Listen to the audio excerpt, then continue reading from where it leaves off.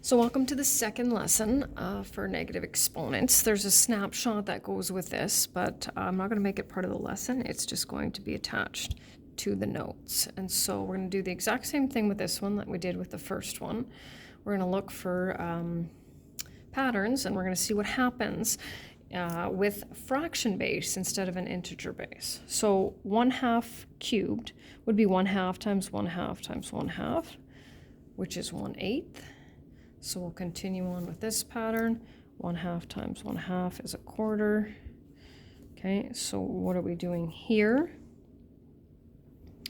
Well, this time we're actually multiplying by 2. So if I multiply this by 2/1, I get 2/8, which is the same as 1/4. And so if I continue to multiply by 2, we know that anything to the power of 0 is 1. So by multiplying by 2, multiplying by 2, and multiplying by 2. So now we want to do the same thing with this one that we did with the other one. We want to be able to say, okay, how do we get from this to this? So my same question will be, well, how do we get the 8? And students usually say, well, yeah, 2 cubed, okay? So how do we get a 2 from a 1/2? Well, we flip them, right? We take the reversal. So just like we did the 1/2, if we take the reciprocal of the base, which is 2/1, drop that negative, right? 2/1 is the same as 2. That's how we get that 2 cubed. So same kind of deal with the negative exponents, right?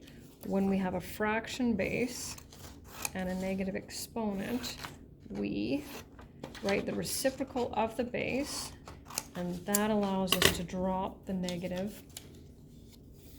I'm just going to put that right over there.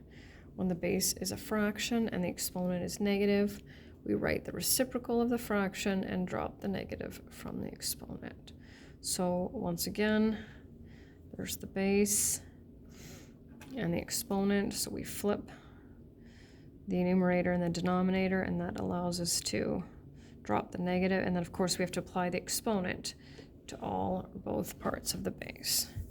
So we'll get started on these ones. So now when you flip this, because you know 5/1 is 5, you can flip it as 5/1 if you want, or you can just flip it as 5. 5 squared is 25. Okay, only allowed to drop the negative from the exponent. So -4 squared. Sliding over to the last one here, right? Keep that in brackets to the power of 5, which will give us -32. Okay, moving on to these ones down here. A couple of things in my way. There we go. So it says evaluate, show at least one step that demonstrates understanding before your final answer, and where possible, show the step where the fractions change to a common denominator, which was what we worked on yesterday. So fraction base, negative exponent, flip it, drop the negative, right? Flip it, drop the negative. 64 plus 27 is 91. Multiplying here, so we'll flip it, drop it. Now this is the one that we did yesterday. So we've got, or sorry, this was the previous lesson. So this is our integer base. So this is where we turn it into a fraction with 1 as the numerator. Times, oh, I meant to change that to a 16. No sense in rewriting that, right? What do we do when we multiply fractions? Multiply numerators, multiply denominators, and simplify.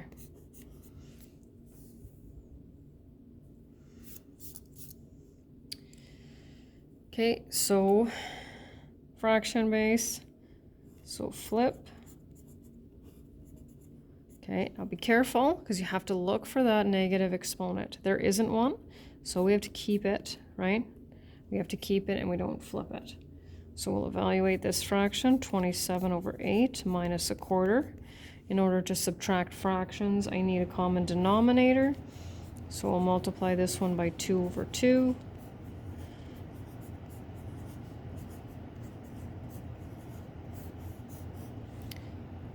And then we're good for that.